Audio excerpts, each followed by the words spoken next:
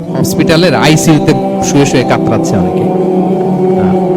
ঠিক এই মুহূর্তে কিডনি ডায়ালিসিস চলতেছে, দেখছেন? কিডনি পেশেন্ট এদিকে ছিদ্র করে ব্লাড সব বের হয়ে রিফাইনিং হয়ে আরেক দিক দিয়ে ঢুকে। ওর চিৎকার শুনলে, বার্ন ইউনিটে গেছেন কখনো?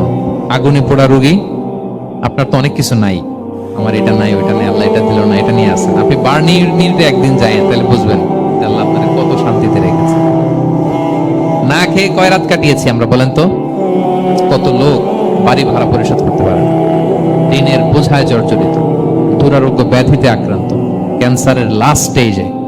তাদের সাথে একটু দেখা করেন, ফোর্থ স্টেজে চলে আসছে ক্যান্সার পেশেন্ট। তার চেহারা, তার খাবার, তার চলাফেরা, কিভাবে তার প্রতিটা সেকেন্ড কাটে, একটু দেখে আসবেন, তাহলে বুঝবেন যে কত আল্লাহর দেয়া নেয়ামতের সাগরে হাবুডুবু খাই আমরা। এজন্য আল্লাহ বলেছেন 3 নম্বর কর্মসূচি হচ্ছে ওয়া আম্মা বিনিআমাতি রাব্বিকা ফাহাদ্দিস। আল্লাহ